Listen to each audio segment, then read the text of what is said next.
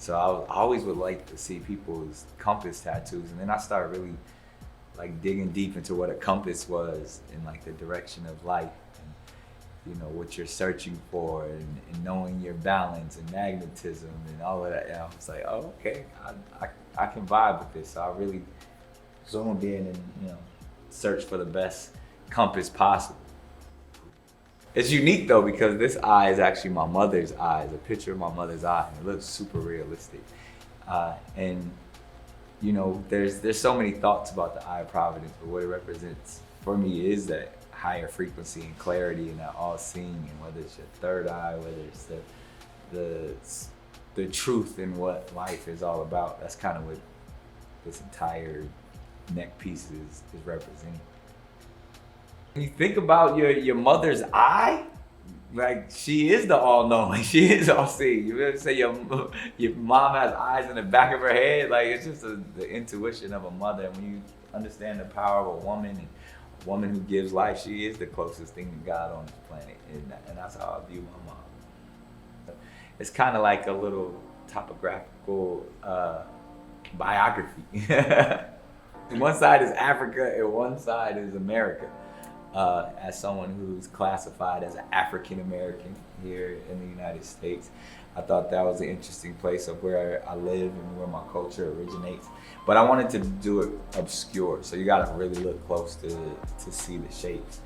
But again, when you're searching and all of the things that are aspects of my life, when building a map, I wanted the destinations to kind of just be more true than just words of places that no longer exist because these are ancient maps. So I started plugging in words like unity, vibranium. What else is on here? My children's names, Golden, Monroe, Moroccan, which I had them right over the Morocco aspect of the map. So it's just stuff like that, and things that keep us all going. Zion is a place that we all desire to travel to.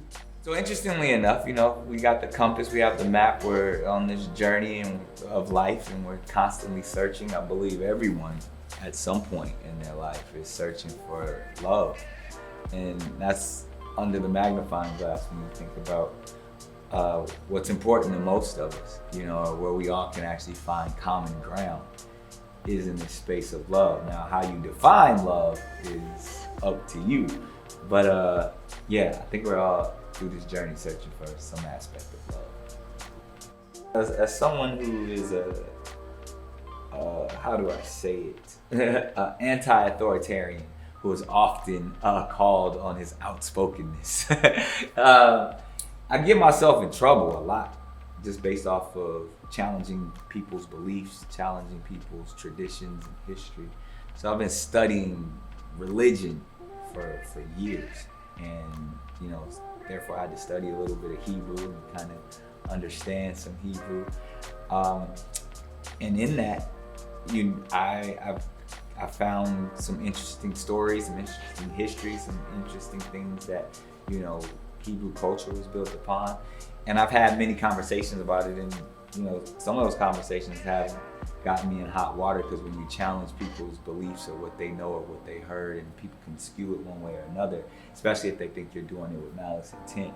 So I think Hebrew on my neck was super important, and kind of even before all of the drama that I got into in 2020, I've always understood what the importance of Hebrew, and the term on my neck, which actually is true love.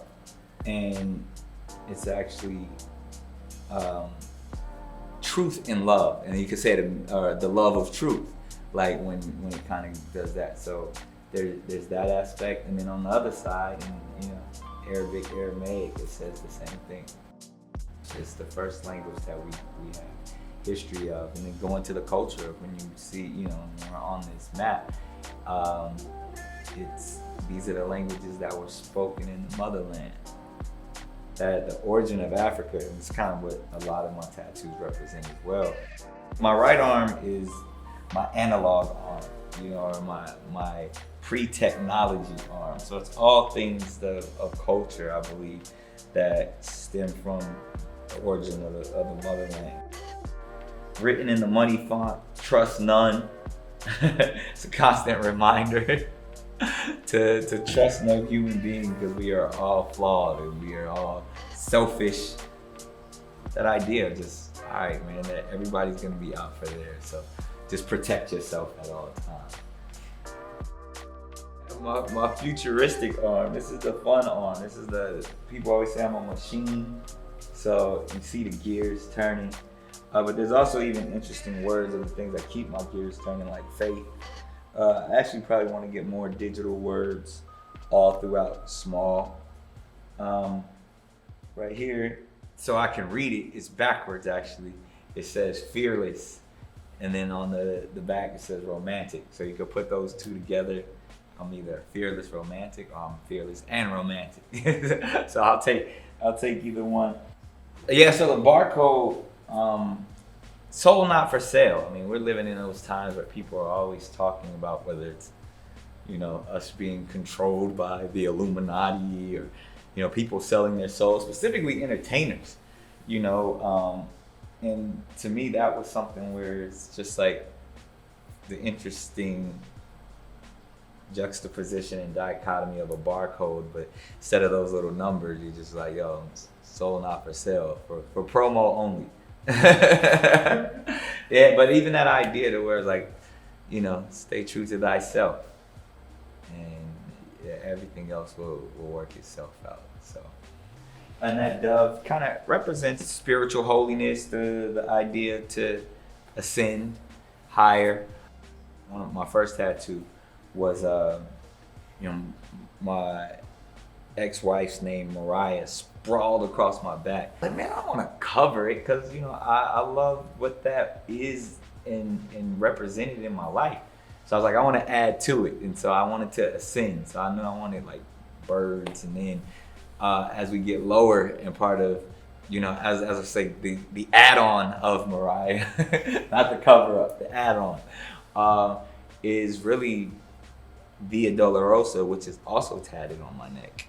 All goes back. That's the road in which Christ was dragged through before his crucifixion. So I think, and then of course I have the entire Christ on the cross on my back, and the scripture from Luke that says, "Forgive them, for they know not what they do." Just that, the power in that, to me, that's like the greatest example of love, and it's also the greatest example of just resilience and strength.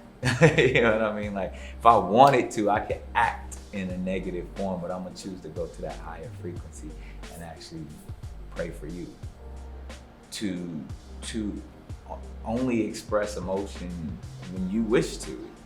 That's so much strength in that. And we all know the stories of monks who can withstand all types of pain. They hit themselves in the nuts with bamboo sticks. They walk on the hot coals and through fire. They put themselves in the middle of freezing cold weather in the mountains naked, and they're just always like resiliently just strong. You know what I mean? There's no other way. I want to be that, to me, and that's when they say those monks, when they want for nothing, that's their happiness too. Like, and they don't even have to express their happiness because they're not happy to show other people that they're happy. They're just content in stone. So when getting a tattoo, that's where I go. I'm thinking like, all right, I don't have to show emotion. I don't have to, even if there is pain, what is me expressing it actually gonna do? It's not gonna stop the pain.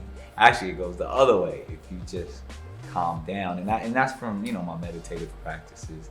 That's from understanding whether it's Taoism, Buddhism, all of those things. Is that peaceful stillness, to focus and to be still. And I think that's some of the dopest stuff about getting tattooed, is you test that every time. Like, all right, see how still I can